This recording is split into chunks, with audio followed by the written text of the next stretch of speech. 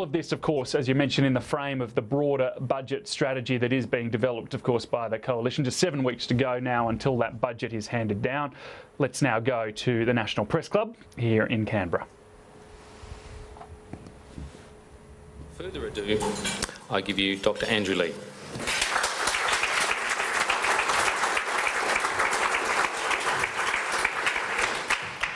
Well, thanks very much, Mark. Can I begin by acknowledging the Ngunnawal people, the traditional owners of the land on which we meet today, and thanking the National Press Club for the honour of addressing you for a second time. We politicians come for the chicken, but we stay for the roast. I'd also like to thank my parliamentary colleagues who've joined me today, including Terry Butler, Lisa Chesters, Pat Conroy, Mark Dreyfus, Ed Husick, Claire O'Neill, Melissa Park and Tim Watts. It's a real honour to serve alongside each of these people, and if you've spoken to them, you'll know that it's impossible to come away from a conversation with any of these individuals and not feel optimistic about the future of the Australian Labor Party. I was proud to stand alongside Bill Shorten and Chris Bowen just a few weeks ago when we announced our package for fair taxation of multinational companies.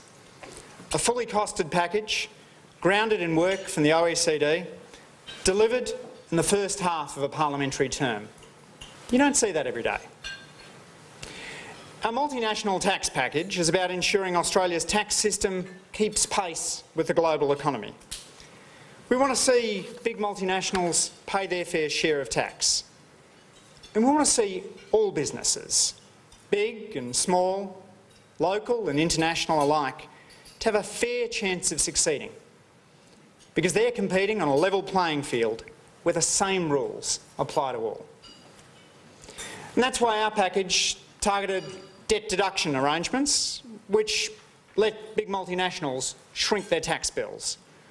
It's also why we support better information sharing through third-party data matching, and why we'll give the Australian Taxation Office the resources that it needs. Labor's package will see big multinationals pay almost $2 billion more over the forward estimates. Importantly too, it gets our tax settings right for the long term. I think it says a lot about how seriously Labor's taking that long-term budget challenge, that the first significant policy announcement we've made is a revenue one.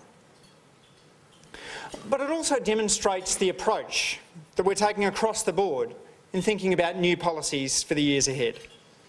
We consulted widely on the details of the package, talked to tax experts in the OECD, had the Parliamentary Budget Office give us their independent, rigorously carried out costings. We're using the years in opposition wisely because we understand that three-word slogans are no basis for governing. And unfortunately, there's some other people up on the Hill who seem to be just learning that lesson now. Identifying future challenges, consulting widely, thinking hard and coming up with sound, robust policies. That's Labor's approach. And today I want to talk about a different area in which we'll be applying that method, the rise of the sharing economy. When Airbnb founders Brian Chesky and Joe Gabbia were seeking venture capital investment for their online startup in 2009, they took meeting after meeting with no success. As Chesky tells it, one famous investor was drinking a smoothie and just got up and walked out mid-pitch. None of the investors they met with could see value in a website which helped people find spare beds to crash in. And in a last-ditch attempt to get funding, Chesky and Gabbia pitched their idea to the famous Y Combinator startup program in Silicon Valley, run by the IT multi-millionaire Paul Graham. Graham didn't much like their idea either. But just as he was about to call time on the meeting, the Airbnb founders mentioned how they'd originally pulled together the cash to start the site. During the 2008 presidential race, they'd bought generic breakfast cereal in bulk and reboxed it in limited edition packaging, branded as Obama-O's and Captain McCain's. They travelled around to party conventions, selling the cereal as a collector's item, raising thousands of dollars in the process. Paul Graham later said that well, he didn't really believe in Airbnb. He believed Chesky and Gebbia had the creativity and drive to run a successful startup. He gave the pair a 3-month residency at Y Combinator and $20,000 to rebuild the Airbnb site. Today the company is valued at about $10 billion. More than 25 million guests have already stayed at an Airbnb-listed property in one of 34,000 cities across 190 countries. We're getting more and more used to hearing little stories like this. The digital company that came out of nowhere and took the world by storm. The clever idea that turned an industry on its head and made millions in the process. In April last year, UberX launched in Sydney. Less than a year on, 1 in 10 Sydney-siders have used a ride-sharing service. 1 in every 300 Australian dwellings is currently listed on Airbnb. Consider a Sydney-sider who decided to come to my talk today. Before leaving, she might arrange via Airtasker for someone to tidy her garden, drop her cat at a Paw Shake pet sitter, and pick up the go-get car that she shares with others on the block. On arrival in Canberra, she could rent the car of a local resident using Drive My Car and use Parkhound to find an off-the-streets parking spot, something that's become a little more common since the rise of pay parking in the Parliamentary Triangle. This afternoon, she might check into an Airbnb apartment, use Vable to take a custom tour of some of Canberra's funkiest spots, and then enjoy a privately cooked meal in her home of a chef located via Eat With. Each of the businesses I mentioned have emerged over the past decade thanks to the confluence of fast broadband, ubiquitous smartphones and innovative entrepreneurs. The creativity of people like Brian Chesky and Joe Gebbia is changing the way we think about buying and selling goods. Often gathered under the banner of the sharing economy, collaborative consumption or the peer-to-peer market, these app-based services link people who have surplus goods to those who can make use of them. Unlike the kind of sharing your mum encouraged, money generally changes hands in the sharing economy. But the transaction happens directly between the provider and the consumer, with the companies themselves simply offering a platform for bookings and for payments. Sharing economy companies are, first and foremost, tech firms. But they also offer real-world services, which are fast becoming serious competitors to established players in a range of industries. Uber's $40 billion market capitalisation makes it more valuable than Delta Airlines, Hertz or Marriott Hotels. As someone who spends a lot of time thinking about what the economy of the future will look like, I believe there's huge potential in the peer-to-peer market.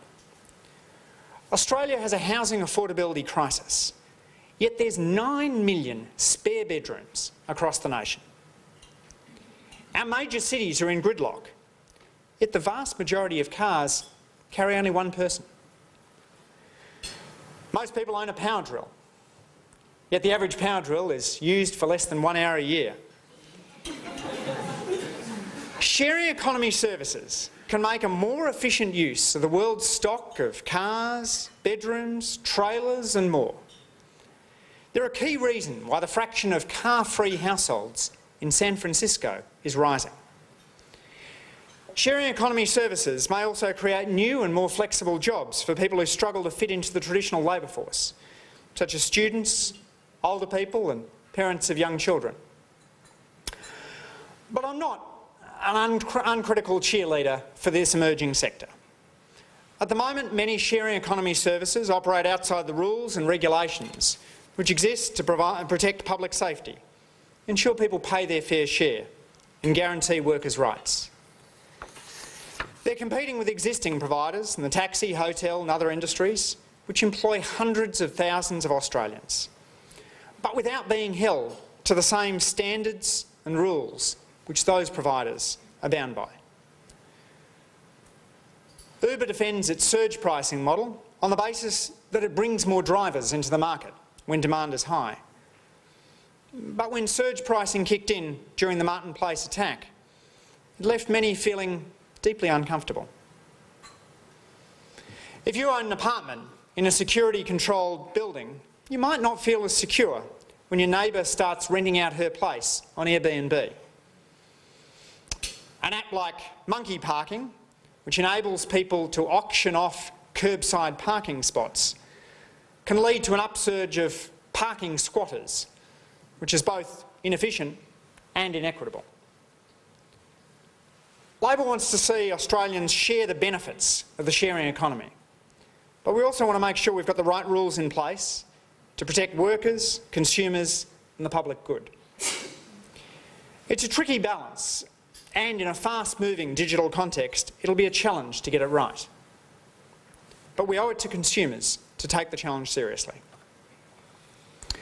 Today I want to make clear that Labor supports the innovation and growth opportunities of the sharing economy. Our challenge is to see those services brought within a fair and flexible framework of rules which supports growth without lowering our collective standards. As Claire O'Neill and Tim Watts note in their forthcoming book, Two Futures, we don't believe that technological change sets our society on an unchangeable path. So while there's no doubt we'll see enormous technological innovation in the coming decades, it'll be our values and the decisions we make in response to those changes that'll determine what our society looks like in 2040. At its heart, the question of how we approach the sharing economy is a question about ensuring fair competition in the age of the app. Labor is, and always has been, the party of competition, stretching back to Gough Whitlam's introduction of the Trade Practices Act in 1974. But I don't want to exhaust all of the Press Club's lunchtime wine supply by taking you back that far. So suffice to say that my party has delivered most of the country's major competition reforms and the major tariff cuts that opened our businesses to global competition.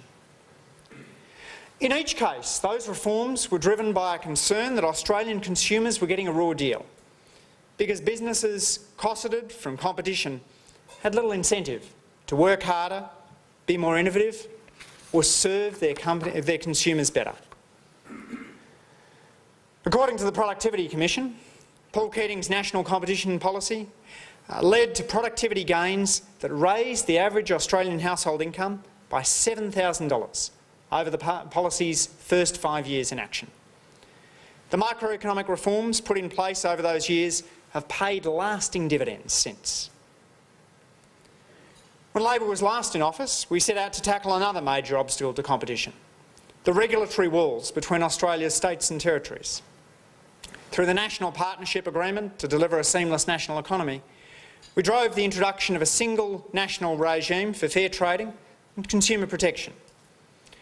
We also steered significant reforms in areas like transport and infrastructure access, ensuring Australia's states and territories were competing on a level playing field, not one littered with protectionist stumbling blocks.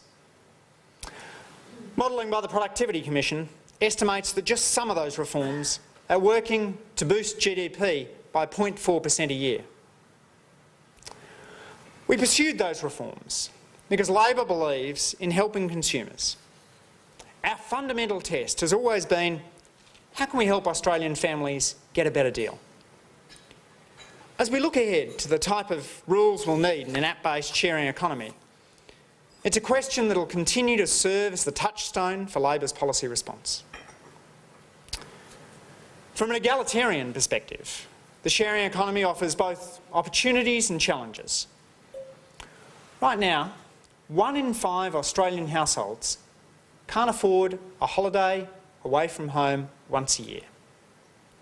So low-cost services like Airbnb or no-cost services like couchsurfing.com could make the difference between a holiday and no holiday for some Australians.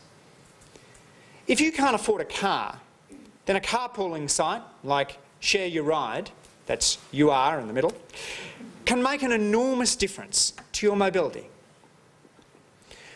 But while the consumer perspective looks rosy, I worry about the equity angle. If you're a banker, a surgeon or a lawyer, it might seem great to be able to call on casual workers to assemble your furniture, walk your dog, come in and cook a meal in your kitchen when you don't feel like it. But if those jobs are casual and badly paid, the whole arrangement starts to look uncomfortably like a modern restoration of the Downton Abbey era.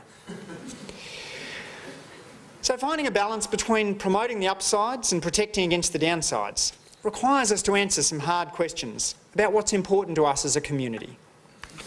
My party doesn't claim to have the answers to those questions, but that's why I'm today releasing a discussion paper that will involve the Australian community in a conversation about what rules we really need to govern the sharing economy. I'll have more to say about how we plan to conduct that conversation in a moment. But first, I want to flag some of the key regulatory challenges the sharing economy raises and the strong principles that will underpin Labor's response. First, workers' rights. The ALP has spent a century and a quarter fighting to protect the rights of workers. We have no intention of giving that vital game away right now. The sharing economy shows just how much the world of work is changing. Instead of working for an employer, we can each become the CEO of our own micro-business. That new autonomy provides great opportunity. But the flip side is it's not always accompanied by the minimum protections, entitlements and standards that are a key feature of a fair society. We don't yet know enough about sharing economy jobs. For example, a US study co-authored by Alan Kruger, one of President Obama's former economic advisors, suggests that US Uber drivers probably earn more than US taxi drivers. But we don't have any similar research for Australia. As a progressive, I'd feel a lot more comfortable if I knew that the sharing economy wasn't merely driving down prices by driving down wages. Embracing peer-to-peer services and a digital economy more broadly will undoubtedly require some adjustments in our thinking about the relationship between employers and workers. But as the party of Labor, you should have no doubt that my colleagues and I will always make workers' rights a priority. Second, public safety and consumer protections. One of the more interesting aspects of the sharing economy is how these services employ user feedback and rating systems as a form of self-regulation. Lyft drivers and passengers rate each other after every ride. Airbnb visitors leave comments after every stay. Those public feedback channels let consumers make informed choices. Do I stay in the apartment above Berlin's biggest trance club? Should I accept a ride with the driver who runs red lights while telling me about all of the reasons he loves Tony Abbott? Ratings also offer a way for the companies themselves to monitor the quality of the services being delivered under their brand. Drop below 4.5 stars and you'll struggle to keep your job as an Uber driver. But are reputation-based services enough to keep out the dodgy operators and keep consumers safe? Should leaving negative feedback be the only recourse open to someone who feels their rights or well-being have been compromised? We believe that these public feedback channels are great for building a culture that supports good behaviour in the sharing economy. But we also believe they need to be backed up by reliable external frameworks for when things go wrong. Australian consumers quite reasonably expect they'll be covered by the right kind of insurance if they're injured. They have legal avenues to seek redress if they get ripped off. And that the people from whom they're buying goods or services won't knowingly put them in harm's way. Ensuring those expectations are met within the sharing economy won't necessarily mean extending all the same rules and regulations that apply to traditional operators to the new services. In some cases, different rules might apply because there's different levels of risk. In other cases, there might be an argument for updating the rules for traditional operators and then applying those across the board, so that new and old service providers alike are bound by laws that best reflect the community expectations today. Third issue is accessibility. Australia is a country where we work to break down obstacles for people with disabilities and those facing other forms of disadvantage. That's why we require public buildings like this one, or buildings like this one, to meet accessibility standards. It's why taxi companies have to include wheelchair accessible vehicles in their fleets.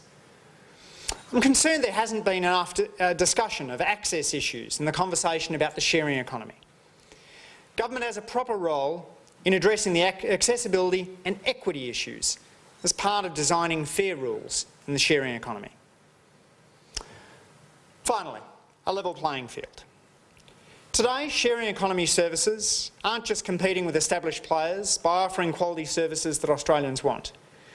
Their rapid growth comes, in part, from their ability to help people with the cost of living.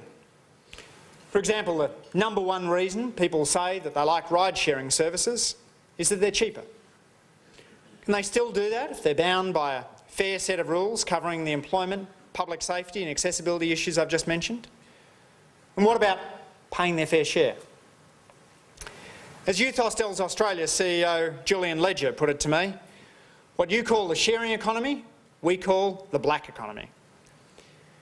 But fortunately, I'm yet to meet an advocate who thinks the sharing economy's main value proposition is not paying their share. In general, the sharing economy companies I meet with agree that providers and companies alike should pay their fair share, just like the rest of us. In principle, this makes sense. A car run by Uber or Lyft does the same damage to the road that a taxi does. So it's only fair that it makes the same contribution to the public cost of building and repairing roads. Once we bring sharing economy services inside a framework of rules, there's plenty of companies that will still flourish, but some may find their comparative advantage withers. It's the nature of competition. Labor understands that our goal as policymakers isn't to pick winners by protecting some industries through regulation or letting others gain advantage through a lack of regulation. Our task is to set up a system that promotes fair competition and let consumers decide what best suits their needs. So those are the principles that will underpin Labor's project for a fair and flexible regulatory framework for the sharing economy. We want to protect workers' rights, promote public safety and consumer protections, and improve accessibility and equity while ensuring fair competition. How we translate these principles into a regulatory framework is now up for discussion between our party and the Australian community. The discussion paper I'm launching today, and the copy of which I think Mark has gently removed from the lectern along with his notes, the discussion paper I'm launching today is online, and I'd encourage you to read it and share it for that matter. We look forward to hearing a broad spectrum of views on the questions that this paper raises. I've already begun consulting with industry groups, companies and other stakeholders to find out what their priorities and concerns are. Some of you have joined us today, and thank you for that. I'm looking forward to having many more of these constructive discussions with people as the work goes ahead. I also want to acknowledge that several of my state and territory Labor colleagues are working on their own local responses to aspects of the sharing economy, including ACT Chief Minister Andrew Barr, Opposition Leader Luke Foley in New South Wales, Transport Minister Stephen Mulligan in South Australia. I particularly look forward to working with state and territory colleagues from all sides of politics on an integrated approach to this challenging new area of regulation. There's one final point worth making about the sharing economy, and it's this. Australian consumers, like those around the world, have embraced these new services with gusto. Whether or not any one company survives, the model of peer-to-peer, app-enabled service delivery clearly resonates. We'd be squibbing our responsibility as policymakers if we simply tried to shut those services down or punted engaging with them off into the too hard basket. A tide that can't be held back should be carefully channelled, and that's what you'll see from Labor. Back in January, I was speaking on ABC radio in Sydney about the sharing economy. Afterwards, a woman from the outer suburbs of that great city called my office with a story about how hiring out her spare room through Airbnb allowed her to meet her mortgage repayments and stay in the house after a difficult divorce.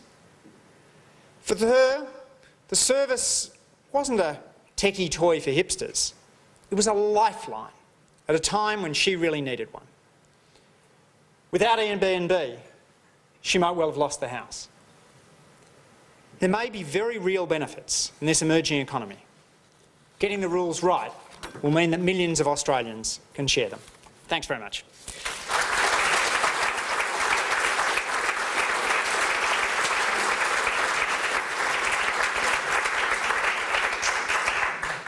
Well, thank you very much, Andrew, for that very illustrative peek into the future and a commentary on the rapidly changing economy as we've seen just in recent years. As usual, we're going to have a series of questions from our working media here today. I might just kick off by asking you a question which goes to that issue of regulation. You say that getting the rules right is going to be very important. It's also going to be very, very challenging because there are so many long-term interests already established in those markets. I'm thinking, for example, in the taxi market, a taxi licence may be an investment of several $100,000 for people holding those plates, but they're now competing with, theoretically, with people who are not carrying those legacy costs. And I might just say, in my industry, there's a parallel there too with the legacy costs of newspapers, I suppose. So how do you deal with not just the questions of equity and the questions of public safety, but also the embedded economic issues around various sectors of the economy? Mark, it's a terrific question in terms of the significant investment that people have put in. My philosophical approach to this is the same as people who've occupied this portfolio for Labor governments and oppositions gone by, people like Craig Emerson and Chris Bowen, that our approach to competition should always be about protecting consumers rather than particular competitors. That's as challenging in this area as in any other area. We don't want to entirely discount the investments that people have made, but we do need to make sure that any decisions we're making are in the interests of consumers in the long term. But it's a very live issue. It's one which has come up in a number of the state jurisdictions as they've looked at changes to taxi licensing in general. Victoria's faced this issue square on, and it's one that we're certainly hoping to hear back on through the discussion paper process. Thanks very much. Next question from Jacob Grieber. Andrew, excellent speech on a fascinating and difficult topic. I just wonder on the issue of workers' rights and wages, whether some of the concerns you've outlined are a little overstated, given that one of the primary factors in this new economy is that it is a voluntary thing. It's based very much on trust. You gave a number of examples of jobs that are being created that probably don't exist today or didn't exist 6 months ago. That's the issue perhaps that goes too far in this if you start to try and regulate things that probably don't even exist yet. Jacob, it's always easier for economists to identify where job losses will occur than whether new jobs will be created. It's a perennial challenge whether you're someone in my old occupation or my current one. But I do think that the issue of labour standards is important. I'm worried about an environment which creates a set of jobs which don't allow people to get a mortgage, which don't allow them the flexibility to take a holiday, which don't allow them the certainty of being able to get ongoing education. Those things aren't old-fashioned concerns. They're as real today as they were in the more manufacturing and agriculture-dominated Australia of a generation ago. So the way in which we protect working standards may change, the instruments through which we operate may be different, but the fundamental concern of having a well-paid, stable job is one that I certainly don't expect to go away.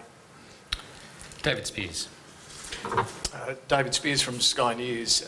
You mentioned towards the end of your speech a woman in Adelaide, I think it was, who after a divorce needed to rent out the spare room on Airbnb as a lifeline. Do you know whether she collected GST or paid GST. I mean, this is a detailed question, but an important one.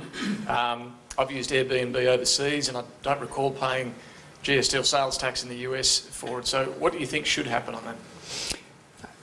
So, I mean, as I said, David, the sharing economy ought to pay their fair share. I certainly see no principled argument why someone providing a good or a service in Australia, which is functionally equivalent to one that's GST paying, shouldn't be responsible for paying GST.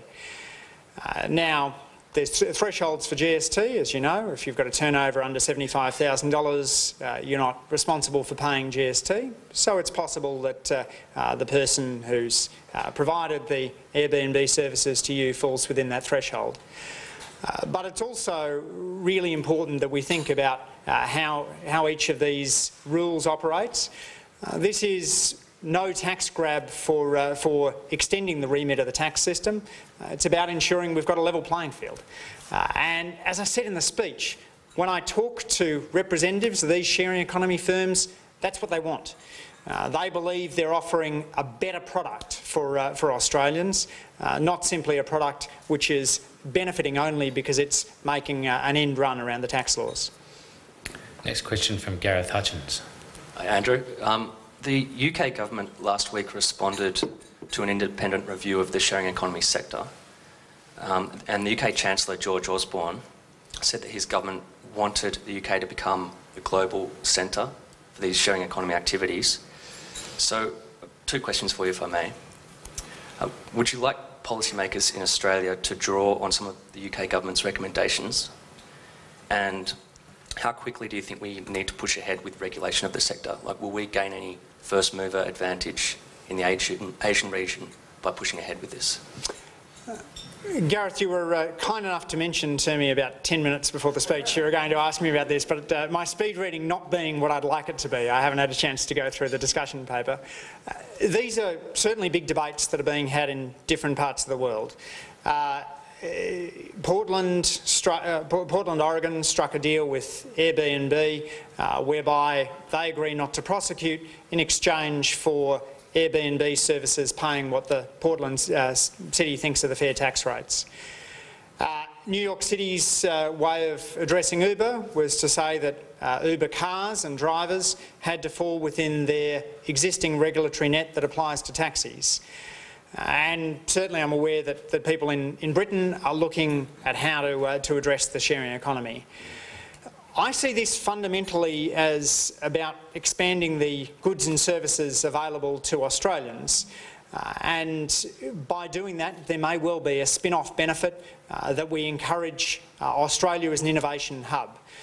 The person who's been doing more thinking about this than I think anyone else in our party, Ed Husick, who's recently done a trip to the US, talking to a range of these technology firms and thinking about how to build those technology industries in Australia. It's important because it's part of the answer to the question that so many constituents will ask me on street corner meetings or forums, where are the jobs of the future coming from? If we muck up the regulatory arrangements, if we create a Wild West or if we over-regulate, then we lose that opportunity to create more of these good jobs in new industries. The next question from the West Australian's Shane Wright. Dr Lee, Shane Wright, the West Australian. I just want to put your Shadow Minister for Competition hat on for a second. And this crosses over into new technologies. One of the biggest looming issues in terms of the federal budget is Australia Post, given that it's going to start losing, it's starting to lose money now and will drain the federal budget. They've come up with an idea of slower mail and higher costs, which as an economist I'm not sure that you'll support. But does that mean in your mind that the Labor Party, which pioneered privatisation in this country for many different businesses, has to bite the bullet and say it's time to put the for sale sign out the front of Australia Post? Shane, we've been engaged with the government on this. It hasn't been one in which we've simply chosen to play cheap populist politics. Jason Clare's been working directly with the communications minister on this, trying to think through the challenges that the changes in technology are bringing about on Australia Post. Parcel volumes going through the roof, letter volumes going through the floor. We'll continue to engage, but certainly we don't see asset sales as something that should simply be done in order to find a cheap backdoor way of balancing the budget. We believe that assets ought to remain in public hands if there's a strong public case for it, but the notion that you would just willy-nilly sell off public assets in order to try and better the budget deficit is not one that Labor supports. John Millard. Thank you, Mark. John Millard, freelance. Excuse me. Dr. Lee, your predecessor in Fraser, Bob McMullen, was variously a minister in previous Labor governments for the arts, admin services and trade. Some people have suggested that he didn't rise to the ranks of a ministry that his talents undoubtedly deserved. Some people suggested that he wasn't aligned with any particular faction in the Labor Party. Now, you're one of the better qualified economists on the front bench of the Labor Party and currently Shadow Treasurer. Do you think that... Shadow Assistant Treasurer. Sorry, Shadow... You just promoted him. Shadow Assistant Treasurer, just a slip of the tongue. Perhaps one day you would hope to rise to a higher level within the ministry, even Treasurer. Do you think it's likely on talent alone, or do you think it's necessary that you should join a faction? John, it's a very niche question, but one that I'm certainly grateful for. One of the things about the modern Labor Party is you have people in the left, people on the right, and people who are non-aligned. And certainly everything I've seen under Bill Shorten's leadership is that he's interested in having us working as a team and drawing out people's talents and abilities from wherever he finds them. I haven't found a glass ceiling sitting above the independents, and I don't think Alana McTiernan or Nova Peris have either. Well, that's the thing about glass ceilings, you can see straight through them. Next question from Ken Randall. Ken Randall from Arsentia, Dr. Lee. Despite the best intentions of what you've said today, wouldn't the development of the sharing industry simply involve the development of another regulatory sector in addition to the one we've got? And it goes back to Mark Kenny's first question, doesn't that automatically tend to create assets which are valued on the regulatory system? And if I could, well, let's leave it at that. Ken, you can certainly go back through history and find firms whose asset values were affected by technological change. There was a significant capital stock in those who owned large forest plantations which grew trees tall enough for sailing ships. The advent of steam destroyed that capital stock, as did the advent of the motor car to people who had large numbers of horses. As a broad principle, I think governments need to be looking to what's going to create greatest consumer value, and that's always been the focus that Labor's taken. You know, it's not an accident when we go back through those competition policy reforms that we find Labor governments spearheading each of them. Fundamentally, our notion is to be on the side of the worker and the consumer, not simply bolstering profits of one firm at the expense of another. If I could just follow up on that. Sure. Isn't though the point that you talked about sort of technological change there, change from sailing to steam, for example, and these sorts of things. What I think Ken's question goes to is changes in the regulatory environment driven by perhaps technology in the sense of the internet, but which leave those assets stranded. I mean, a taxi licence, for example, is only worth what it's worth because of its scarcity value, because of the regulatory environment, you know, attached that value to it. And if we then start allowing other people who haven't had to carry that cost operate taxis effectively, then, you know, someone's licence is basically not worth much, not able to be sold even. So that's the question there. And then I suppose you have perhaps, as Ken's question goes to, the growth through the new system of other regulation-based values? Mark, I think it's important, but let's not pretend that taxi licence values aren't already falling. Over the last few years, Sydney taxi licences are down. The figure's somewhere buried in the footnotes of my speech. I think it's about 10%. If you look at New York and Chicago, you've had bigger drops still in the value of taxi licences. So these new technologies are already affecting asset values. I think we need to get the regulatory settings right for the future, but certainly part of a reasonable conversation would be how you treat those who, for example, the instance of a widow whose main asset is the taxi licence that her husband left her.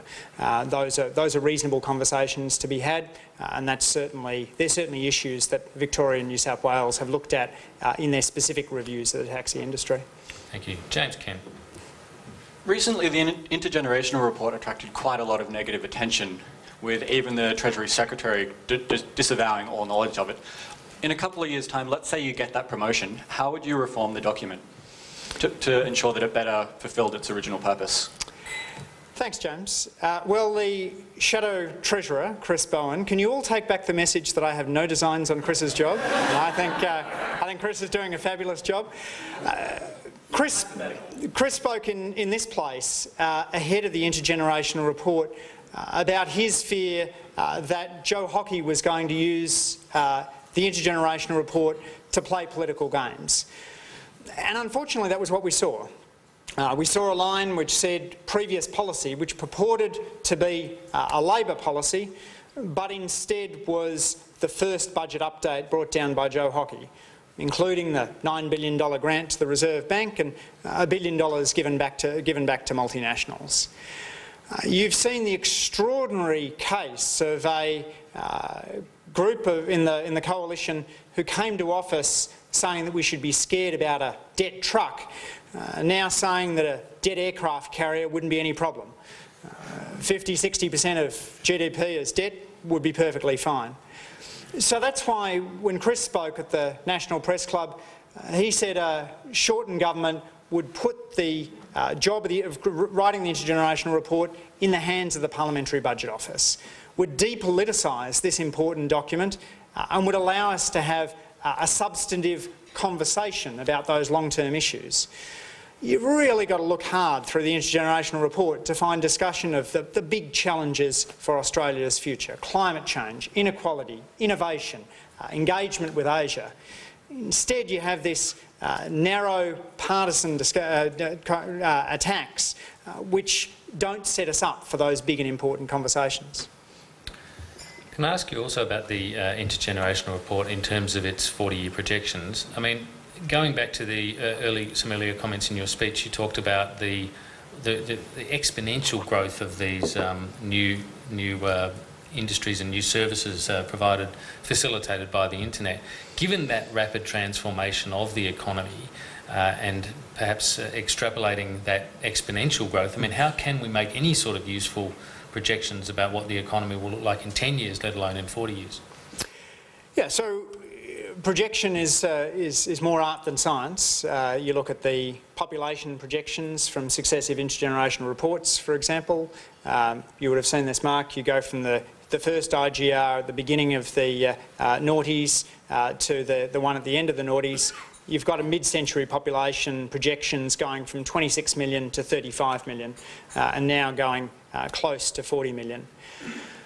So what an intergenerational report I think is most valuable for is less the precise number that it's projecting and more an opportunity to have those conversations about long-term investments.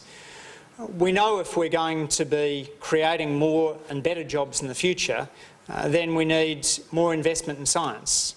And that means not getting rid of 1 out of 5 CSIRO staff and boosting engagement with the scientific communities.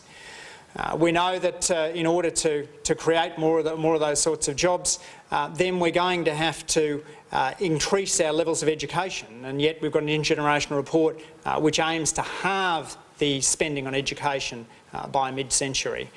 So it's the broad policy settings that trouble me the most about the document rather than the third decimal place of the projections. Jacob Griever. Andrew, I wonder if I could ask a quick question. You sort of go back to the skills of your previous occupation as an academic. This is always dangerous when people preface like this. And it's partly because you made mention of it in your speech. It's really difficult to get good numbers and modelling on what we're talking about here with this sharing economy. What's your best guess of how big it might become, perhaps in terms of GDP for Australia? And secondly, do you see it as a thing that might boost productivity in the long run, or is it something, given the capital destruction that we're perhaps talking about in some instances, would actually be negative for that?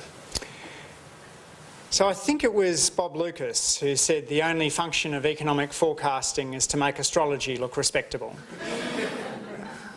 And so you should always be very careful in taking advice about the future from a profession that missed the global financial crisis.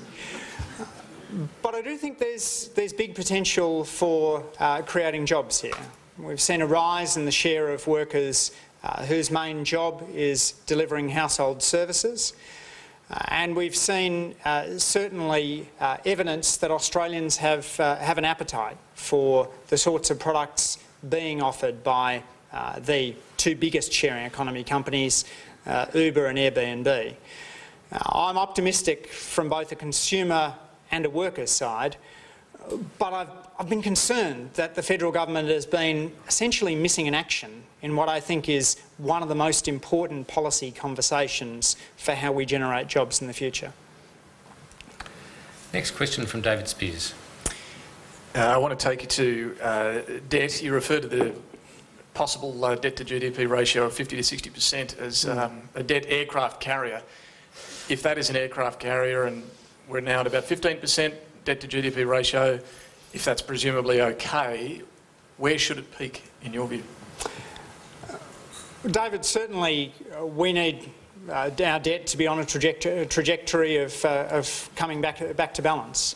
I'm strongly supportive of that. That's why we made more than $100 billion worth of savings under the previous government. Why, after putting in place fiscal stimulus, we put in place a 2% real spending cap and stuck to that 2% real spending cap.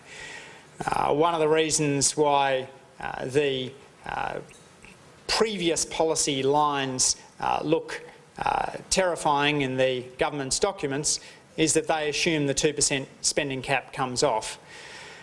So we will certainly support sensible savings measures. Part of the notion of the multinational tax package wasn't simply to say Labor's up for hard policy conversations, but if you want to add $2 billion to the budget bottom line, here's a Parliamentary Budget Office policy, costed, ready to go. Now, you're going to say that $2 billion doesn't get us back to surplus, and you'd be completely right about that. But what Labor is looking for is a conversation that recognises that the entire community needs to bear some portion of the heavy lifting. And it's a strategic policy choice when you say the first thing you're going to do is to put in place an audit commission which will target spending, and then you kick the can down the road on your tax white paper. Because we know when we focus first on spending, then it's the most vulnerable that bear the pain. And when you look at tax, you're able to find progressive solutions. To take just superannuation, we've got a government which said no to a Labor measure which would have imposed a slightly higher tax rate on people with more than $2 million in their superannuation accounts. That's, I think, the risk of delaying a tax white paper, and now effectively this tax white paper is going to come down too late to be considered for the third budget, so it's a tax white paper which will feed into a pre-election budget. I don't think anyone expects that the Abbott government's, or whoever's government it is by then, pre-election budget is going to take on serious tax reform. Shane Wright. Dr. Lee, in terms of the sharing economy, apart from company and tax and GST, much of it comes down to the states themselves and state regulation. Do you see that the discussion paper encompasses allowing states to compete in terms of tax rates and in regulation, allowing some states to reduce regulation to encourage startups in that field. And secondly, and I see that the member for Fremantle is here, everyone in Western Australia will know about the West Australian Spud Police, and that in terms of competition, the growing of potatoes is regulated by a quongo. As a competition shadow minister, do you think it's time to get rid of the Spud Police in Western Australia? Shane, I have no strong views on the Western Australian Spud Police. I will leave that to Melissa, who I'm sure can give you an eloquent dissertation on it at the conclusion of today's event. But I do think that it makes sense to not necessarily aspire towards perfect uniformity, but for states and territories to work together to find sensible models of regulating the sharing economy. Australians don't want to race to the bottom, and I don't think there's a strong case for example, to take one issue I raised in the speech, the way in which disability accessible taxis are dealt with in Tasmania to be different from the way it's dealt with in New South Wales. There's a set of common challenges. They're hard. The technologies are coming much faster than regulators are used to keeping up with. And to the extent that we can bring together brainpower across the country, I suspect we'll get to better regulatory outcomes. And to the extent that there's commonality across jurisdictions, it will also assist those firms who like to work across borders not to have to deal with 8 different types of regulation. A Labor government did this in 1990 with putting in place uniform company laws, and I think that's broadly regarded as a success, as a way of ensuring that companies don't have to spend more time than necessary getting their head around state-by-state company laws. John Millard. Dr. Lee, in your academic career, you've made something of a study of the differences between income levels in developed societies and the differences in increasing levels of them. I won't make this mistake again, but when you get into government, what do you think that governments can do about such an increasing level, short of very blunt instruments like transfer of increased taxation or decrease in taxation or distribution of welfare governments? What do you think can be done by governments? John, inequality is certainly an issue that's close to my heart. Over the last generation, we've seen earnings rise 3 times as fast for the top 10th as for the bottom 10th. The top 1% share double and the top 0.1% share triple. You've got 3 Australians with more wealth than the poorest 1 million Australians. So I do think equity is an important issue. One of the things that worries me is that into that environment in which Australian inequality is as high as it's been in 3/4 of a century, we've had the most regressive budget in probably 3/4 of a century. Cutting back on the sorts of spending which boost opportunities for young people. Cutting back on things like the literacy and numeracy coaches who work in some of the most vulnerable schools in the north of Canberra and who create opportunities for children to move out of poverty. I spoke before about the decision on superannuation of the government not to proceed with a slightly higher tax rate on people with more than $2 million in their super accounts. But at the same time as cutting the super taxes on those with more than $2 million in their accounts, they raised the super taxes on those earning less than $37,000 a year. That's fundamentally at odds with the egalitarian Australia, which is not just beloved of Labor members, but also, I think, of all Australians. Our egalitarian story is a great one, and we've got to make sure that those fundamental national values aren't trashed by a set of policies which take from the most vulnerable to give to the most affluent. Just time for 2 quick further questions. One from Ken Randall. Dr. Lee, could I take you back to debt and intergenerational equity? It's not so long ago that it was regarded as just common sense that for long-term infrastructure financing you borrowed money, often on quite a long term. How did we lose that common agreement And what's it going to take to get it back? Ken, I think taking a bit of time, allowing the use of debt for long-term financing certainly makes sense. That's a position which would be supported on a bipartisan basis. But you do want to aim towards having the budget broadly back in balance. I've been worried when the Treasurer has blown out debt by $80 billion since coming to office. You go back to the last year of Labor, the gap between revenue and spending is 5%. This year it's now 13%. And you've got Peter Costello, who was able to deal with an Asian financial crisis, Wayne Swan, who was able to deal with a global financial crisis, and Joe Hockey telling us he can't deal with a fall in the iron ore price. I don't think that's good enough. I think we need a broad, sensible conversation which brings in conversations about tax expenditures and which doesn't automatically say that we have to balance the budget on the back of the poorest. Final question from James Kent. The Labor Party has been repeatedly pummelled on using the false comparison of the economy with a household budget. Why aren't you cutting through on this issue? James, it's an issue near and dear to my heart as a former teacher of economics. The household analogy can be useful. If you're making a simple case, such as why might a country take on debt to get through a global financial crisis, you can easily imagine households which, when there's floodwaters rising around them, are willing to put a lifeboat on the credit card. But it does get into problems when households are interrelated to one another. So in a household in a household or a business analogy, you're able to save by paring back costs. Business can boost its bottom line by cutting wages. But it's not the case in an entire economy when your wages flow into consumer spending for my product. When we're all interrelated in that way, then cutting wages simply ends up being a race to the bottom.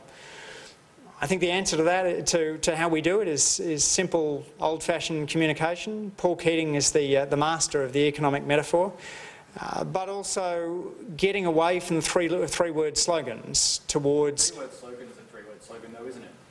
The three-word slogan is indeed a three-word slogan, but thinking about the appropriate metaphors. I remember Keating talking about flexible exchange rates as a shock absorber for the Australian economy.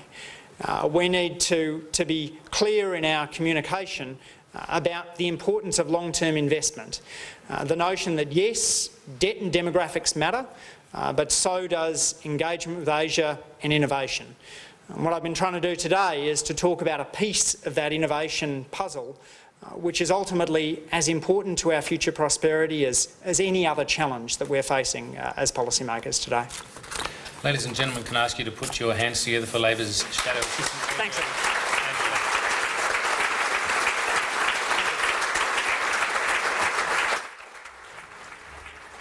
That's where we'll leave the National Press Club for today. The Shadow Assistant Treasurer Andrew Lee, you heard him there outlining in particular a discussion paper on the shared economy, talking plenty about things such as Uber, for example, Airbnb as well.